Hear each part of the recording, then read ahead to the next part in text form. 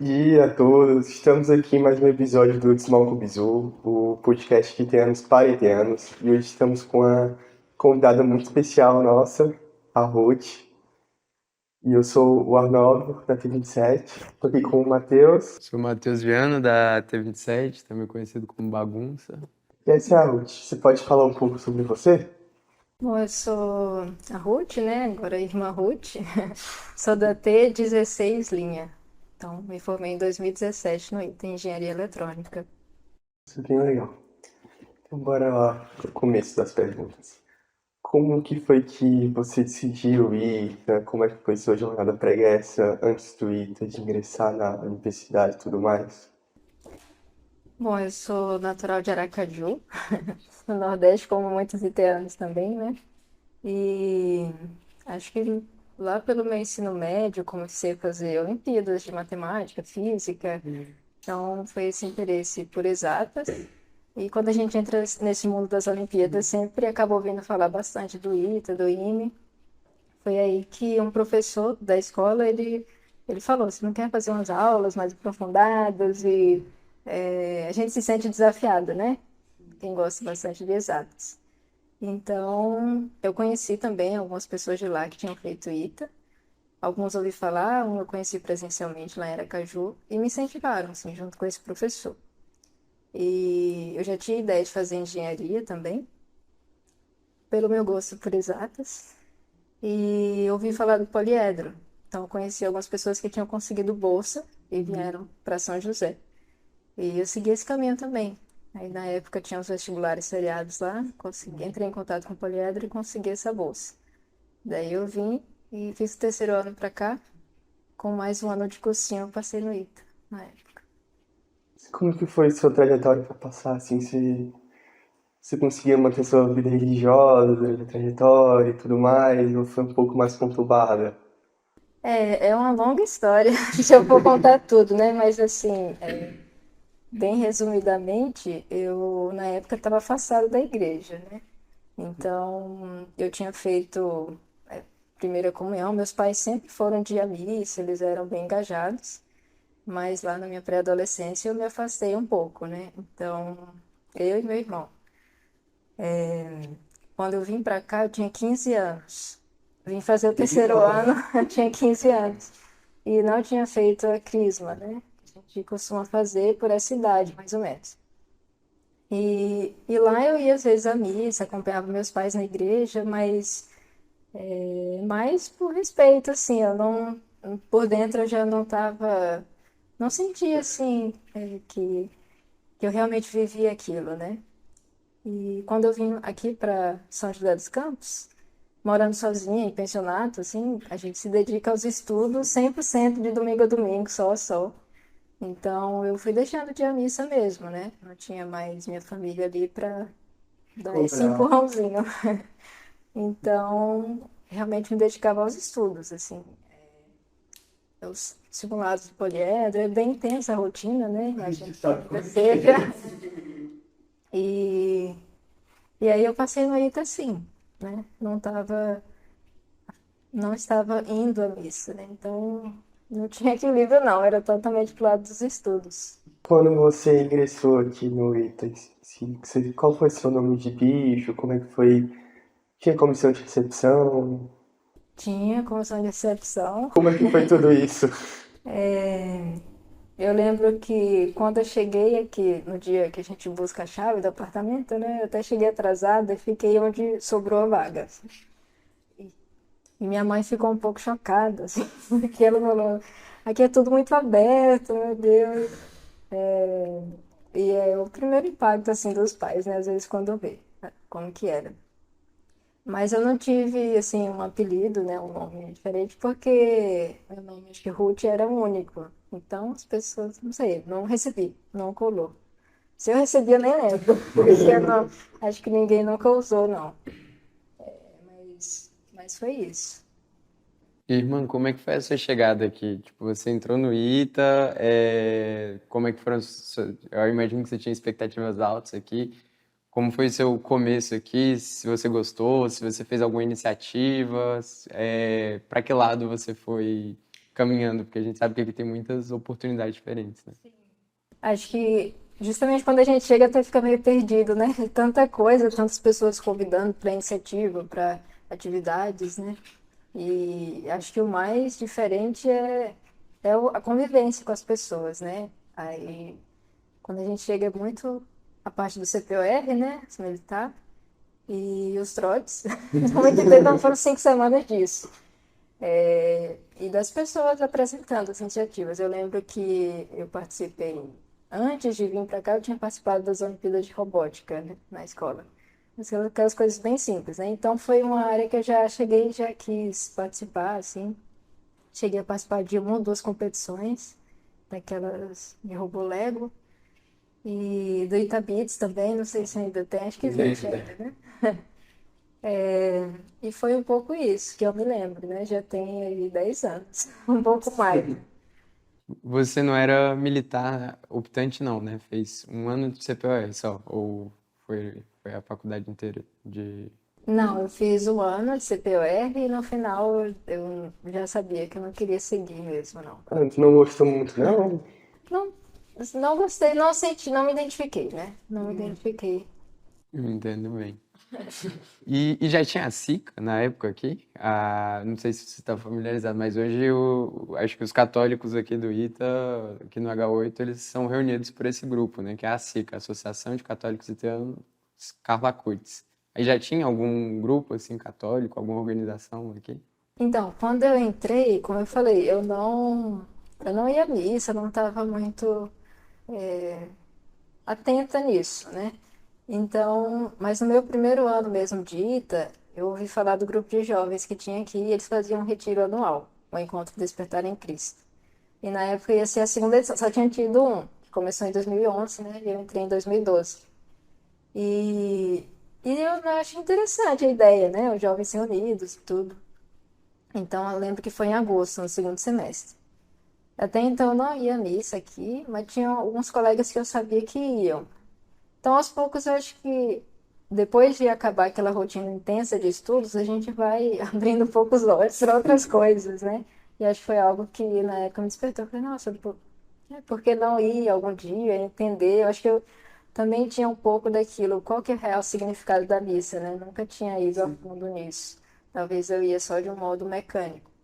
E e ali me despertou um pouquinho. Então, tinha alguns alunos que eram envolvidos, engajados no Preparo Retiro, eles começavam a espalhar cartazes, iam nos apartamentos convidando as pessoas. E num desses dias, eu estava aleatoriamente passando, eles me convidaram. Eu falei, nossa, eu vou sim. E me inscrevi. Então, por mais que você esteja um pouco em off, no fundo você tinha ainda uma faísca, assim, que você tinha pelo menos uma curiosidade de ir atrás, se engajar um pouco. Tinha, exatamente isso. Eu acho que acontece com muitas pessoas, né? Às vezes basta um convite, assim, uma oportunidade. E a gente, no fundo, quer.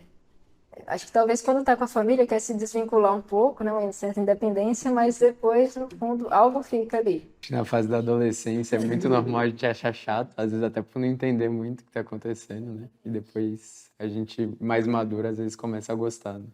Mas foi isso, assim, eu tive contato a partir desse retiro mais propriamente. Então ele já, eu sei que o grupo de jovens ele tinha retomado com força a partir de 2011.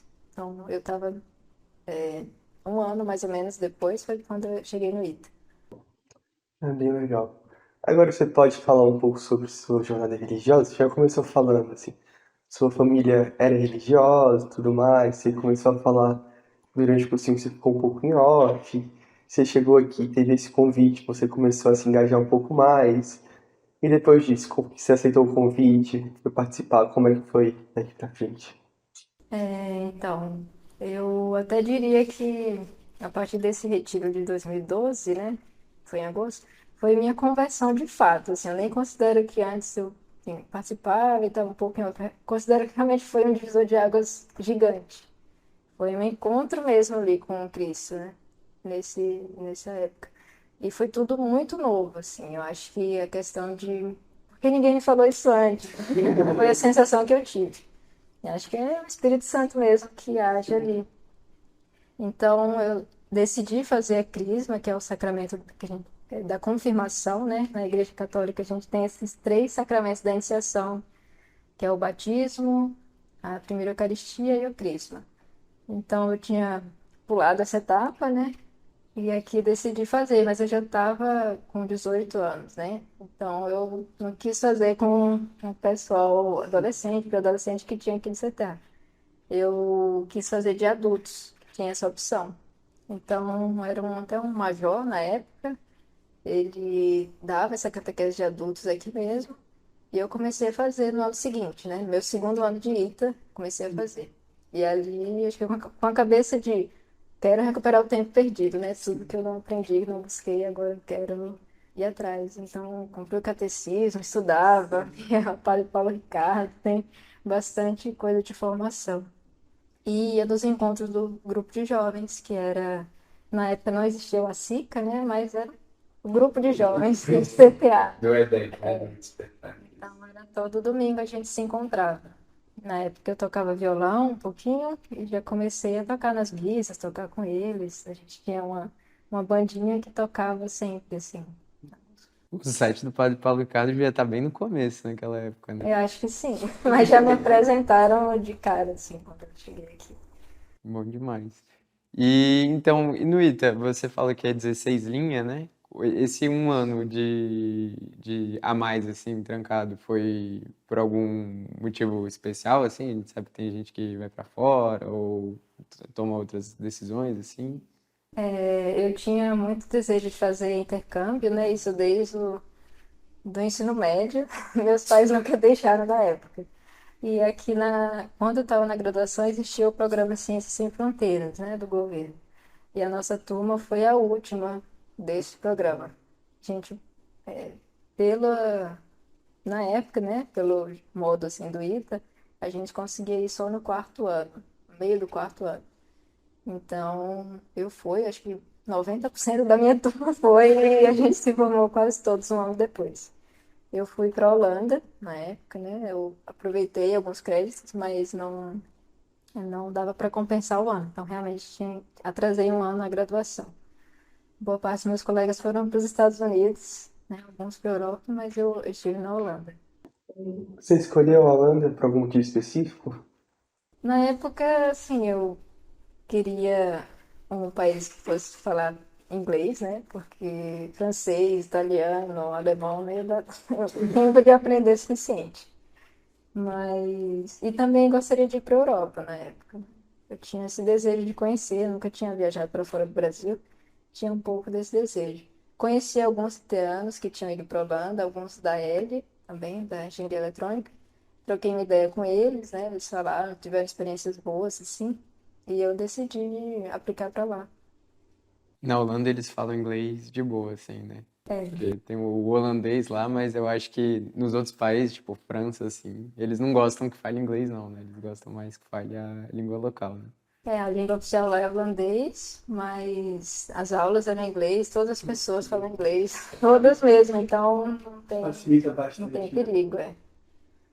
E como é que foi um pouco da sua experiência, assim, tanto na parte acadêmica ou pessoal também? Como é que foi seu período de intercâmbio? O período de intercâmbio a gente vai com expectativa e vai totalmente diferente, tem muitas surpresas, né? E realmente eu fui bem focada na parte de estudos, né, da universidade. A gente tem que mesmo fazer um planejamento, fazer prova de TOEFL, né, proficiência em inglês. Mas a experiência, assim, cultural, social, humana é muito grande também. Então, eu nunca tinha tido a oportunidade de viajar para fora, né? Então, fui sozinha. Alguns colegas do ITA também foram de outros cursos, né? Eles foram lá para o mesmo país. Mas, assim, a viagem, você chegar só e ter que aprender outras coisas. Eu lembro que eu tinha até lido um guia, né? Guia para para entender a mentalidade do povo, a cultura, porque você vai lidar muito com isso, né? É a questão da religião também, porque é um país, assim, predominantemente ateu. E na época, como eu estava bastante engajada já na igreja, eu tinha essa preocupação, assim, né? Eu fui sabendo, né? Mas chegar lá e viver a realidade é muito diferente, muito mesmo, assim, de chegar e não ver pessoas na igreja, vazias, ver as igrejas fechando mesmo. Tinha um grupo de jovens na universidade que eu fui, né, que se reunia uma vez por mês, mas eram quase todos estrangeiros, né? As pessoas do país mesmo eram pouquíssimas. A parte acadêmica também foi muito. Outro estilo, né? A universidade. A gente morava em campus também, tinha alojamentos, assim. Mas eu acho que a parte de experiência cultural, social, humana foi mais forte mesmo. Mas lá dava pra pelo menos ir à missa aos domingos, assim. Dava, como eu falei, é um choque grande porque eram bem vazios, assim, mas dava. E aos poucos eu fui. O meu primeiro mês quase pirei mesmo. Porque é muita coisa diferente, né? Assim, é muita coisa diferente. E na época tinha uns missionários da comunidade Shalom, lá no país, né? Eles são brasileiros. E eles passaram 3 anos lá e, graças a Deus, no ano que eu estava, eles estavam lá. Era em uma outra cidade um pouco distante, mas o fato de serem brasileiros, tinha um padre brasileiro, eu consegui encontrar com eles, conversar. Ele me deu um norte, assim, né, pro ano que eu fiquei lá. Uma palavra, um versículo da Bíblia que ele me falou, acho que me ajudou para sempre, né? Acho que até hoje eu lembro. Era do livro de Oséias, né? Ele falou, o Senhor te atraiu ao deserto e vai te falar ao coração, do capítulo 2. E para mim foi simbólico, assim, né? Aquele ano foi o ano de deserto por ser, assim, distante, por ser diferente, por ser até na questão religiosa. E ali a gente tem a oportunidade de se encontrar com Deus também, refletir. Em todo lugar, né? É. Mas isso foi em 2015, certo?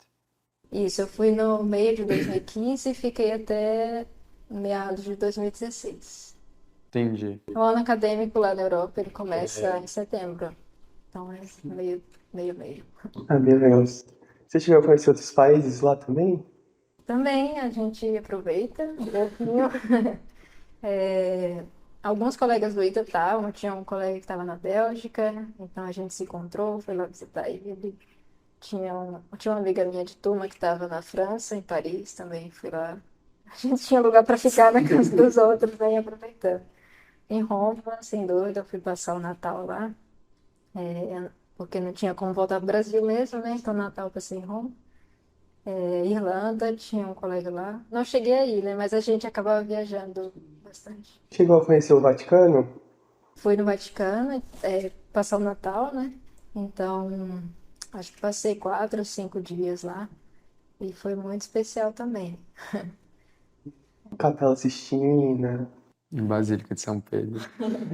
Roma tem, assim, é o coração da igreja ali, né? Então, já era o Papa Francisco, né? Na época, ele tinha alguns anos que ele já estava modificado. Então, a gente só de receber a bênção dele, da janelinha. Participei da missa ali na Praça São Pedro mesmo. E Você conheci Papa? a missa de Natal, né? E conhecer as basílicas principais, tem relíquias de muitos santos, né? Então, acho que para qualquer católico, assim, até não católico, né? Todas as pessoas, muita gente do mundo inteiro visita, mas para quem, assim, é da Igreja Católica é mais especial ainda, né? A gente ir visitar lá, e poder ver tantas relíquias de santos, tantos locais que os próprios santos estiveram em vida, né? Durante todos esses anos da igreja. E de modo especial, assim, no ano que eu fui, era o Jubileu Extraordinário da Misericórdia. A igreja ela tem jubileus a cada 25 anos, né? Mas naquele ano o Papa Francisco fez um extraordinário, digamos, fora de época. Foi em 2015, era o ano da Misericórdia. E aí, depois que passam os anos, a gente volta, olha para trás, faz uma leitura da vida, assim, eu falo, nossa, acho que foi realmente um presente de Deus, assim, porque ali eu experimentei a misericórdia dele, assim, de um modo especial, sem nem perceber que era de fato aquele ano, né? Que ele abriu as portas santas e tanto falava da misericórdia, assim, acho que é uma das coisas mais especiais que a gente pode se alimentar. Não, irado. Eu tive a oportunidade para Roma também uma vez. Foi a melhor viagem da minha vida. Que nem você falou, muitos santos passaram por lá, né? Eu tava passando lá com o padre, ele virou para mim e falou: "Ah, essa igreja aqui, São Maximiliano celebrava uma missa aqui", como se não fosse nada, assim, fosse normal lá. Então, eu imagino que deva ter sido uma experiência pra gente que é católico é ainda melhor quando a gente conhece Roma. E assim, quando eu fui, tem até um colega da faculdade, né, que é holandês, e ele falou assim, nossa, mas pra que 5 dias em Roma? Foi muito tempo. Eu já fui lá, passei 3 dias, suficiente. Falei, nossa, mas ele não era ateu, né? Na visão dele, 3 dias estava ótimo. Falei, nossa, 5 dias. Se ficasse um mês, você não acaba de ver tudo que tem, né? Até porque tem um país dentro da cidade, né? Então, isso é muito doido. Então, assim, é diferente, né? A experiência. Quando eu fui, foi ainda 3 colegas do EITA comigo. Eu não fui sozinha. Mas é bom também estar junto que a gente vai partilhando, né? O momento. Regressando um pouco agora ao Brasil, você falou, você fez eletrônica, né? Você falou que sempre gostou muito de robótica, desde o ensino médio e tudo mais, entrou na Android, entrou na Beats. Você no curso de eletrônica, assim, em algum momento pensou em seguir na eletrônica, trabalhando na área como engenheira? Eu, eu já entrei para eletrônica, né? Não mudei o curso no terceiro ano. E minha turma era bastante engajada, assim. Na eletrônica, a gente estudava bastante junto, era bem unido. Então a gente às vezes partilhava assim, né, do futuro. A gente vê que muita gente do ITA segue pelo caminho do mercado financeiro e tudo. Quando eu entrei para morar aqui, eu acho que comentei no início, né, que eu peguei a vaga que tinha sobrado, no 8. E isso foi interessante porque eu não morei com as meninas da minha turma, porque elas já tinham montado seus quartos, né, e eu fui morar com meninas assim do quarto ano, terceiro, quinto ano.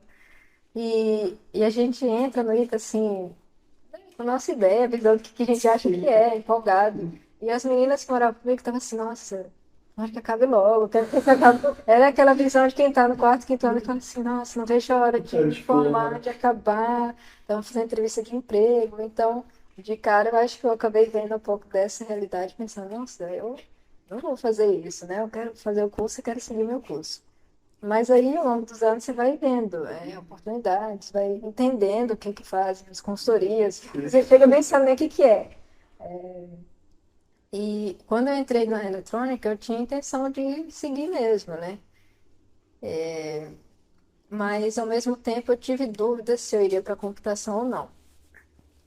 Sempre foi uma parte que me interessou também. Muita gente fica nesse dilema entre computação e eletrônica, tem uma interface bem grande. E na época, assim, eu segui na eletrônica e às vezes senti, nossa, talvez não é bem isso, né? Mas vamos em frente, eu tô aqui, vamos me formar. Mas pro final do ano a gente tem que fazer o estágio obrigatório, né?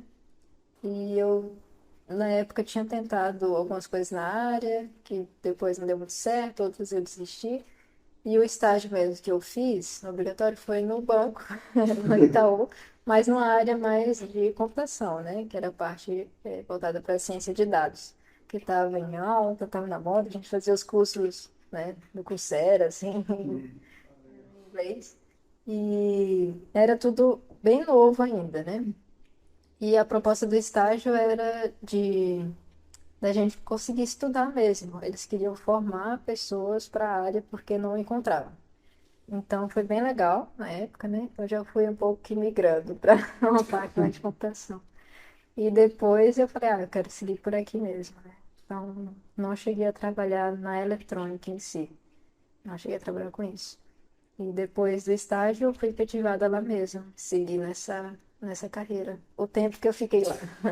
E foi até quando? Você formou em 2017, né? Formei em 2017, fiz o estágio em 2017, né?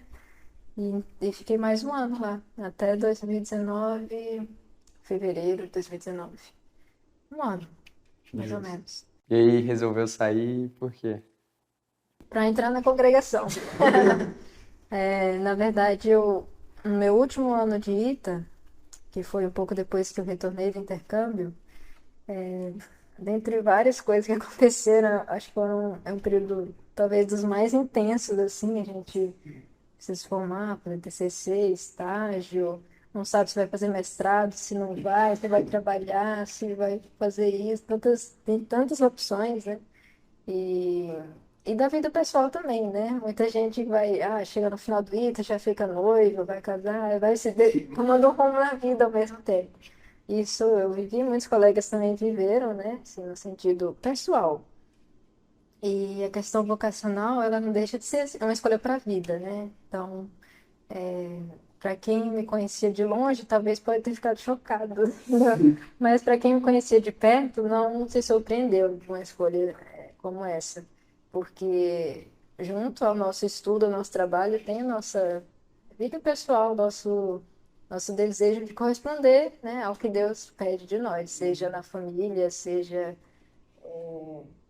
numa missão que você tenha, né?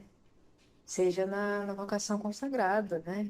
Quer ser padre. Então, a gente tem vários exemplos aqui no ITA, e comigo não foi diferente, né? Então, acho que depois do intercâmbio, talvez tenha despertado mais forte, assim, para mim, assim, esse rumo e da experiência que eu tive lá de dificuldade na parte da fé, né, de encontrar espaço, falar, nossa, como a gente tem muito que agradecer no Brasil, porque a gente pode a missa, tem padres, tem e eu acho que esse sentido de eu preciso fazer algo, né, me doar mais nesse sentido.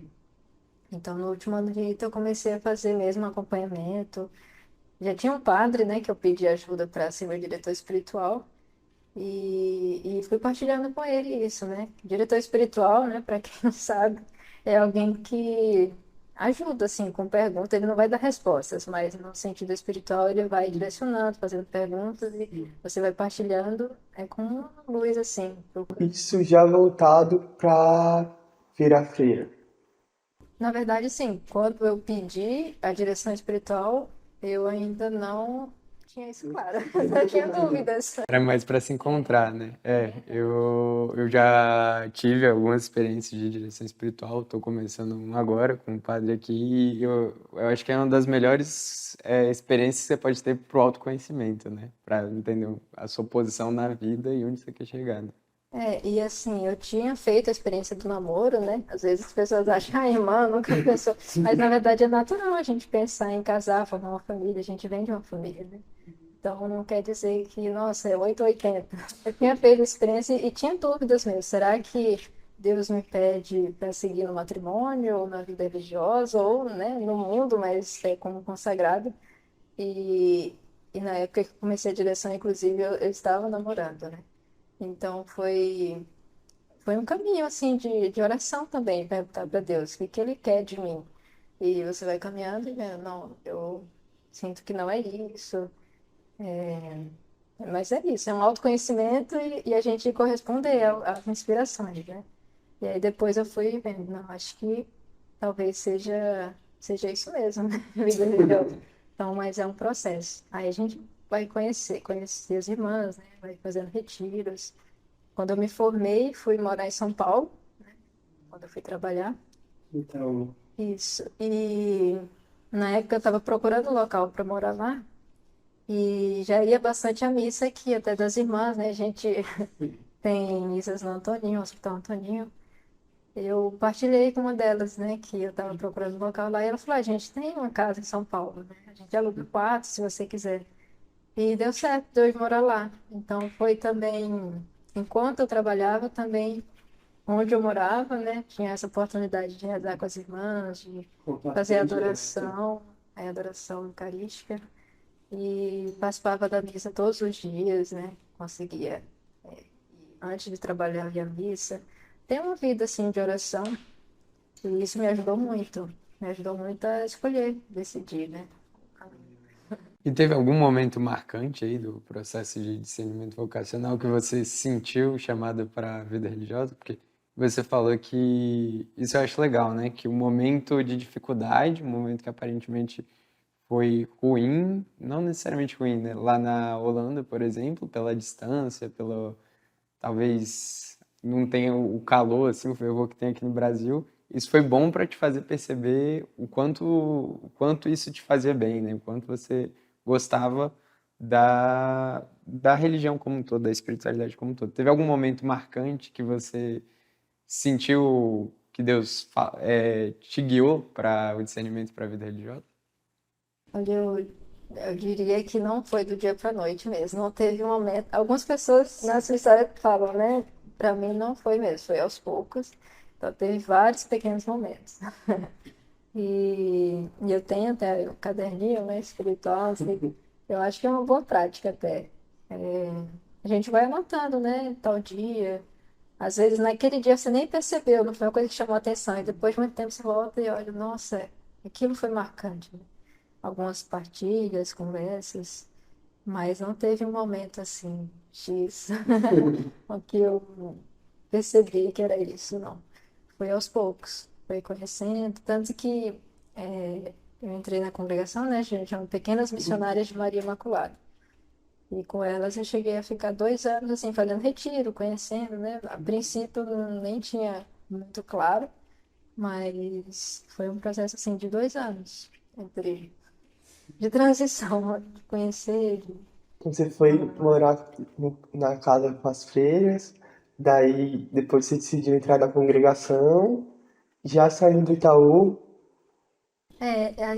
o caminho, assim, de conhecer mais de perto, as irmãs têm algumas propostas, né? Isso várias congregações têm. Então, os retiros costumam ser de um final de semana, depois tem um período que chama de convivência, que é uma semana, né? Passar uma semana em alguma casa, fazer uma experiência assim. Na época eu fiz, não consegui fazer de uma semana porque eu trabalhava, né? Não podia tirar férias. Então eu fiquei um final de semana também. E depois você tem a oportunidade de passar um mês. Então, quando eu completei um ano trabalhando, eu tirei um mês de férias e fui fazer essa experiência. Que foi em 2019, em janeiro de 2019. E daí vim para São José, tinha outras meninas também, outros jovens que estavam fazendo. E naquele período de um mês você fica realmente em alguma das comunidades, acompanha o dia a dia das irmãs, a vida de oração. Geralmente tem alguma que te acompanha mais de perto. E conhece, assim, não é nada extraordinário, né? Nossa vida, mas é importante esse tempo de um mês, porque a pessoa não, imagina, decidir largar tudo e entrar e de repente não é bem isso. Claro que você ainda pode ter essa impressão, né? Mesmo com esse mês. Só que já ajuda bastante no discernimento. Então, para mim, foi um momento importante também, né? E quando eu passei esse mês de janeiro, pouco depois, eu já avisei lá no Itaú que eu iria sair. Também minha chefe foi bem. Ela compreendeu bastante, né? Ela até falou, não me surpreendeu. Mas foi isso. Até bem rápido, assim, depois. Como que foi a reação dos seus familiares e amigos quando você contou a notícia para eles? Os meus pais, eles perguntaram muitas coisas. Minha mãe fez uma entrevista, né? Como toda boa mãe faz. Mas eles apoiaram, assim. Eles não ofereceram resistência, não. Tem pais que são contra mesmo. A gente vê isso na congregação. Mas meus pais, eles apoiam, eles confiaram, assim, não, se é isso que você quer, vai. Se você vê que não é isso, volta. Porque, na verdade, mesmo quando você entra, existe ainda um período, de formação, né? Então, os 2 primeiros anos, a gente continua, assim, usando roupa normal, morando na casa de formação, mas conhecendo também, né? É um período de transição, de formação que você não tem uma ligação oficial, né? Assim, canonicamente, com a congregação. Então, eles estavam abertos e falaram: se você vê que não é isso, a gente também apoia você voltar. Meus amigos, como eu falei, os mais próximos não se surpreenderam. Os amigos de grupo de jovens, aqueles que realmente viam a minha caminhada, sabiam, né, que eu fazia retiro, fazia bastante coisa. Estava buscando um discernimento, né, com alguns eu partilhava, mas os amigos que não eram católicos ou que não eram tão próximos ficaram mais impressionados. As três meninas que moravam comigo também. Os do trabalho nem se fala. A maioria italiana também, trabalhavam comigo. E, e eles ficaram assim, fizeram perguntas, ficaram, nossa, mas já? O que é? O que significa? Outros que estavam lá no trabalho vieram perguntar. Mas é até bom, assim, a oportunidade da gente evangelizar, assim, porque talvez, como eles falaram, nunca nunca ouvi falar disso. Então, os chefe da minha chefe lá no banco, ele falou, nossa, primeira vez, 20 anos de banco, eu nunca vi isso acontecer, eu vou sair para entrar no convento. Mas é uma chance que a gente tem também de anunciar, né? Por que que eu estou fazendo isso? Talvez a pessoa depois vai procurar. Existe algo mais.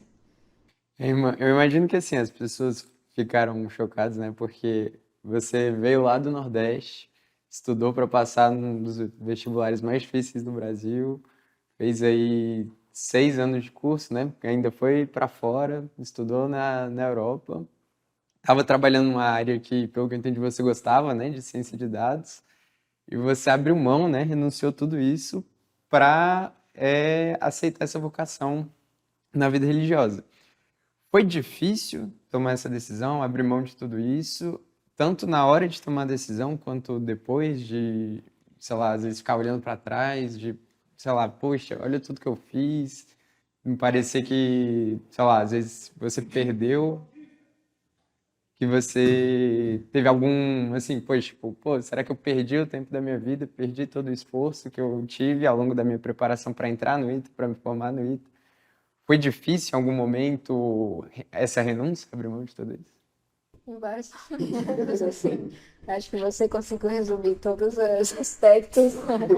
A gente sempre tem dúvida, né? E até falo dos meus amigos assim, mais próximos aqui do ITA, todos nós, né? Eu ficava assim, será que eu aceito tal proposta de emprego? Será que eu caso agora? Será que eu faço isso? Será que eu fico noivo?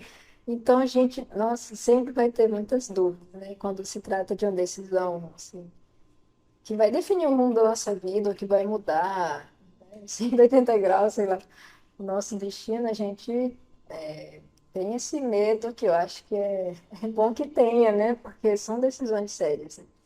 Mas também não fazer com que isso paralise a gente. Então, acho que talvez um dos primeiros pensamentos que eu tive foi esse: por que que não foi antes, quando eu tinha 18 anos, 19, já teria ido, já estaria, não precisava ter passado por tanta coisa. Talvez eu não precisava, né? Se Deus me chamasse antes, nem a experiência do namoro, nossa, não precisava ter vivido tantas coisas.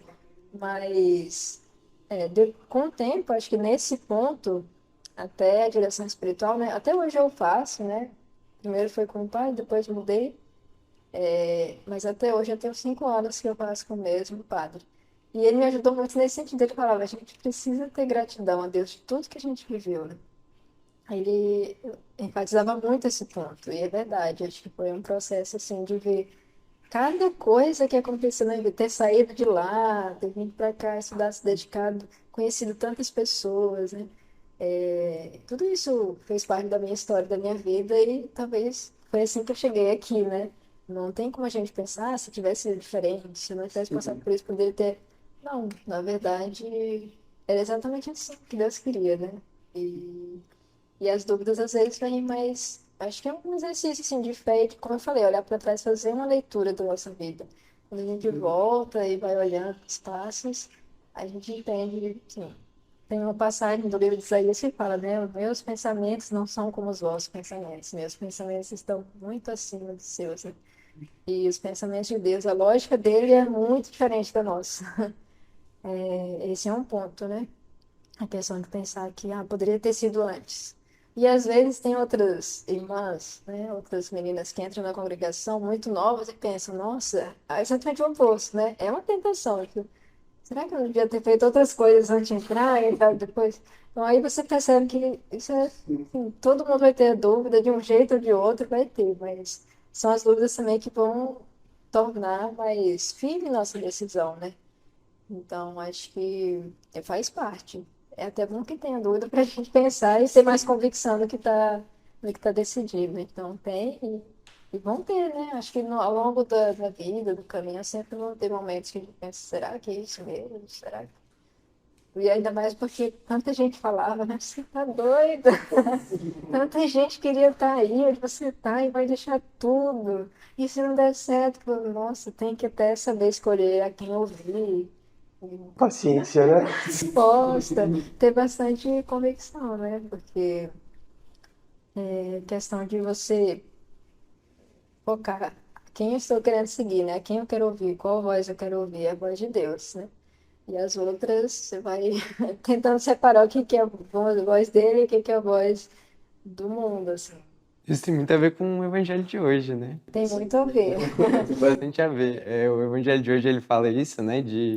Acho que Pedro fala, Deus me livre, que Deus não permita que Cristo morra, né? E Cristo fala, tipo, dá um chega pra lá em Pedro, né? Fala que ele pensa como os homens pensam, né? E não como Deus pensa.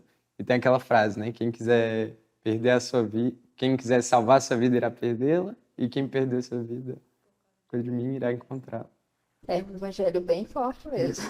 Eu até pensei nisso hoje, né? Porque até quando eu fiz o retiro aqui, 2012, né? O tema, a gente sempre tinha um tema, assim, era uma música tema. E uma frase dessa música é uma frase do Evangelho de hoje, né? Para mim é muito marcante, que ele fala, logo depois dessa frase, ele fala, de que adianta o homem ganhar o mundo inteiro e vir a perder a vida eterna? Então, assim, de que adianta ganhar o mundo inteiro e vir a perder a sua vida? Se isso está ressoando há 2000 anos, né? É muito atual. Às vezes aqui a gente, haitianos, né? Talvez tenha que prestar mais atenção nesse versículo. Que a gente vai atrás de tanta coisa, né? Constrói tudo em torno da carreira e que estudar, e assim, estudo é ótimo. Eu gosto de estudar até hoje, não deixo de estudar, de ler bastante coisa. Mas talvez a gente concentre tantas energias assim, em construir as coisas, em fazer um currículo excelente, ter experiências de estágio, de emprego, tantas coisas voltadas para o mundo e esquece da vida eterna, que se for comparar, vale muito mais, né? Bem mais. Então, essa frase de hoje, para toda vez que eu escuto, eu volto nesse retiro. Foi nessa época que abriu, assim, talvez meu coração, né? Que adianta um homem ganhar o mundo inteiro e vir a perder a sua vida. Acho que a partir daí eu inverti a ordem de valores na minha vida. De verdade, assim, o Ita deixou de ficar em primeiro lugar e passou ao segundo plano, né? E Deus em primeiro. Posso fazer só uma pergunta que eu acho que é meio boba, mas eu acho muito legal de ser feita, né? Você já explicou um pouco sobre sacramentos de iniciação, direção espiritual. Poderia explicar um pouco o trabalho de uma freira, né? De uma religiosa nesse sentido, que eu acho que muita gente não sabe muito o que faz, né? Eu acho que padre, o povo tem mais noção, celebra missa, confessa. Então, falar um pouco da sua profissão, né? Do seu dia a dia, Das rotinas e tudo mais. Tem muita gente que acha, filho é o caminho de padre. A gente sabe que não é bem assim. As pessoas confundem muito, assim, até a questão da vida religiosa. Não é um sacramento, né? O padre, ele recebe o sacramento da ordem e, e a vida religiosa não. Então, existem padres que são também religiosos, padres que não são religiosos, né? Fazem parte de uma ordem, de uma congregação. Vida consagrada religiosa, ela tem 3 votos que a gente faz, né? E eu fiz esse ano em fevereiro, inclusive. Porque depois que eu entrei na congregação, são 4 anos de formação, né? Tem o pré-noviciado, que é essa etapa de formação inicial, depois 2 anos de noviciado, que é quando a gente recebe o hábito, o véu, né? A restrição. Esses 2 anos são mais recolhidos mesmo, a gente nem tem celular, rede social, nada. E mais voltado para oração, para o estudo, para viver a espiritualidade, né, da congregação. E esse ano, em fevereiro, eu fiz meus primeiros votos, né? Eles são renovados a cada ano. Eu voto de pobreza, obediência e castidade. Talvez é um modo, assim, de entender um pouco melhor o que é a vida religiosa, né? Como você falou do Evangelho, renuncie a si mesmo, tome sua cruz e me siga. A gente abre mão dos bens, né? Voto de pobreza, realmente o que eu tinha, eu abro mão. Não é só a pobreza material, mas também a pobreza de não ter apegos, né? Então é um desafio maior. O voto de obediência também existe a hierarquia da igreja e na congregação também. Então a gente vê a autoridade, né? Existe uma superiora geral, né, de todas as irmãs. Nas comunidades também onde a gente mora, existe uma superiora da comunidade. A gente vê a autoridade dela como também um reflexo da vontade de Deus, né? E o voto de castidade, que é muito mais do que a gente vê externamente. Hoje que a cidade também vai no afeto, né? O modo como você se relaciona com as pessoas, com as coisas, isso também está relacionado à podcastidade.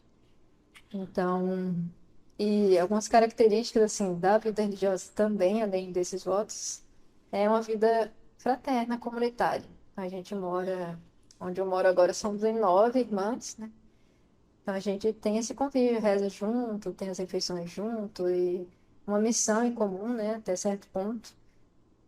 Tem momentos, né, do dia, no final do dia a gente tá reunida, conversa, faz alguma coisa junto. Então isso é muito importante, muito essencial para a vida religiosa. Na verdade, nós todos como cristãos não somos chamados a caminhar sozinhos, né? Mas na vida consagrada em si a gente tem essa vivência junta, a fraternidade. E é muito importante, né? Uma dá suporte à outra. E o dia a dia, assim, em partes, tem algo que é em comum para todos, né? Até o Código do Direito Canônico tem a parte sobre institutos religiosos, ele tem até mesmo uma questão de fazer um retiro anual de 6 dias, participar da missa diária, tem coisas que são comuns, né? Uma confissão frequente, outras coisas são próprias de cada congregação, cada instituto, e tem a ver com carisma, né? A gente tem um carisma eucarístico, até carregamos, né, um ostensório no peito, porque somos chamadas a ser um reflexo da Eucaristia, né? Então, a gente tem uma hora de adoração diária e viver essa espiritualidade no nosso dia inteiro, né? Não só quando está na igreja, e as irmãs não ficam rezando o dia inteiro, né? Pelo contrário, a gente tem muita atividade, mas as pessoas nem imaginam o quanto. E hoje também eu moro numa comunidade que faz parte de um hospital, né? Anexo a um hospital. E o hospital trabalha com os doentes, muitas vezes ele é escondido, assim, você não ouve falar tanto da pastoral da saúde, né? Mas é uma missão muito importante, eu sou suspeito para falar, né? Mas a gente visitar lá sempre, tem muitos pacientes com câncer, né? Muitos lá, parte cardiológica também, a gente visitar eles no momento que você não sabe, talvez é um momento de preparar a pessoa, né, para essa passagem para a vida eterna, a família, dar um suporte espiritual, né, a gente tem um capelão também que dá esse suporte, mas levar um sacramento, um conforto para a pessoa. O capelão é um padre que está em função do hospital, né, celebra a missa para as irmãs e às vezes o doente quer receber a Eucaristia, quer se confessar, receber a unção dos enfermos. A unção e a confissão só um padre pode dar. Então, é importante a presença dele lá. E na comunidade que eu moro, a gente está muito voltado para a questão dos doentes, né? Do asilo também que tem lá. Além de ajudar na paróquia. Então, acho que o dia é assim, vai encaixar os momentos de oração com os momentos de atividade. Mas a atividade a gente busca fazer ela na intenção, né, da oração também, na intenção do serviço a Deus, para não virar uma atividade e você vai se deixando atropelar por ela. É um desafio também. Encontrar o equilíbrio, mesmo na vida religiosa, também tem esse desafio de encontrar equilíbrio, né? Não deixar se consumir pela atividade, porque a gente não consegue abraçar o mundo e fazer todas as coisas que gostaria. Verdade. É isso. E se pode dar um pouco de um suporte assim para os alunos que estão aqui agora. O que você diria para uma dica, tanto para as pessoas que já se formaram, que estão trabalhando, tanto para quem está aqui no ainda estudando? Qual dica você daria para conciliar a vida religiosa com os estudos ou trabalho, de maneira geral? Olha, eu diria que o maior desafio é esse, nesse equilíbrio. Começo falando de colocar Deus em primeiro lugar, né? Como eu falei, de que adianta ganhar o mundo inteiro e perder a vida eterna. Então, existe algo, mesmo para quem, não sei se acredita em Deus, sou de outra religião, né? Não sigo isso, mas existe uma sede dentro de cada um, independente da sua religião, denominação. Existe uma sede que está relacionada a isso, né? Ao infinito, e só ele pode preencher. E às vezes a gente se preocupa em saciar ela de tantas outras formas que não preenche, né?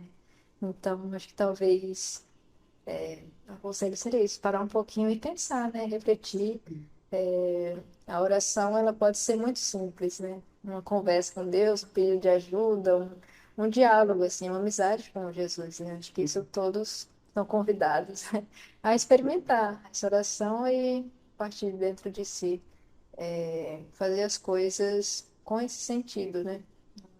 Não acho que é tanto fazer muito, rezar muito, mas um simples pensamento para Deus vai dar um sentido do que a gente faz. Às vezes a gente vê, oitava semana, semana de prova, vou fazer viradão para conseguir estudar tudo e tal, e que tempo eu vou conseguir ler a Bíblia, quando é que eu vou fazer meu estudo bíblico, quando é que eu vou fazer oração e tal, a gente vê muito essa correria, sabe?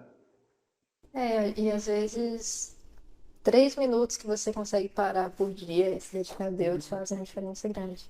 Às vezes a gente consegue passar 10 minutos numa fila e não se voltar nenhum pensamento para Deus, né? E esse tempo a gente consegue encontrar, né? Não precisa ficar 2 horas, mas dentro da sua realidade, o pouco que você dá faz muita diferença. A constância, né? Tentar ser constante, talvez um pouquinho, mas todos os dias, que é melhor. Agora, uma pergunta um pouco complicada. Eu acho que você já falou isso ao decorrer do podcast, mas o que que você acha, por exemplo, sobre o verdadeiro valor do sucesso com o valor de sucesso que o mundo dá, assim? Você podia decorrer um pouco sobre isso? É profunda mesmo, então. Mas eu lembro que quando eu voltei desse meu mês de experiência, né? Foram poucos dias antes de eu pedir mesmo compra do emprego. Um dos meninos que trabalhava comigo, a gente foi almoçar junto e ele falou isso. Eu contando, né, como foi o mês, um pouquinho. Ele não era católico também, então acho que ele não estava entendendo muito. Mas um pouquinho que ele falou assim: Nossa, Ruth, você. Eu não falei que eu estava pensando em entrar ou não, só contei assim. E ele mesmo falou: Você não pensa em seguir essa carreira religiosa? Aí eu achei engraçado, porque assim, carreira, eu nunca tinha escutado alguém chamar a vida de religião carreira. Eu falei, mas não é uma carreira, né? É uma escolha de vida. E, e assim, às vezes, eu falei pra ele, né? Numa carreira a gente tenta sempre ir mais alto, né? Subir, ser promovido e conseguir mais. Talvez na vida religiosa a gente tende a abaixar, né? A gente busca se abaixar, se fazer mais humilde. É uma busca, assim, de santidade. Então, o conceito de sucesso é outro mesmo, né? É um conceito de você olhar para Cristo, Jesus é o modelo. Então, quanto mais semelhante a Ele eu estiver, Ele é a minha meta, né? Ele é o meu alvo. Você A falou, gente né? vai. Eu vim ao mundo para servir, não para ser servido, toda a questão do lava-pés e tudo mais. Porque se ele quisesse vir para morar no castelo, para ser um rei, ele vinha. Mas ele decidiu vir do jeito que ele veio, ele decidiu nascer na manjedoura e tudo mais. Tinha na carta aos Filipenses, né?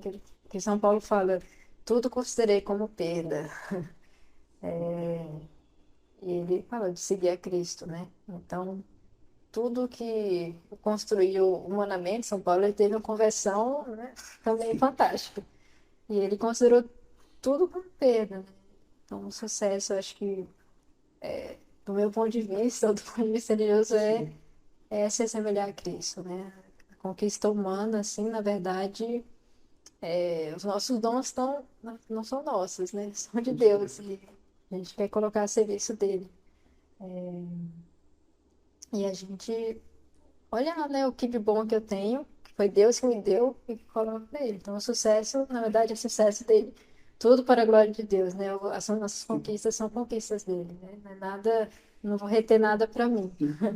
É uma visão bem diferente da maioria do mundo, da mentalidade, assim, do mundo. Conceito de sucesso, talvez. Não sei se ficou claro, mas Então, você pode falar um pouco como é que foi esse encontro do que você foi para Portugal recentemente? então, agora em agosto, né? No início de agosto, tivemos a JMJ Lisboa, que é a Jornada Mundial da Juventude. E eu tive essa graça de ir, eu e mais uma irmã aqui do Brasil. Nós temos duas casas lá em Portugal, então a gente tinha um lugar para ficar. E foram 6 dias onde o Papa Francisco também esteve, né, com milhares e milhares de jovens. Acho que o mais marcante de lá é realmente a presença do Papa e as palavras dele, né? Então, acho que algumas coisas ficaram marcadas, são coisas que a gente ao longo do tempo vai voltar, vai refletindo, vai deixando cair no coração. Ele falou muito, né, de que a igreja é para todos, né? Repetiu, deu muita ênfase, a igreja é para todos.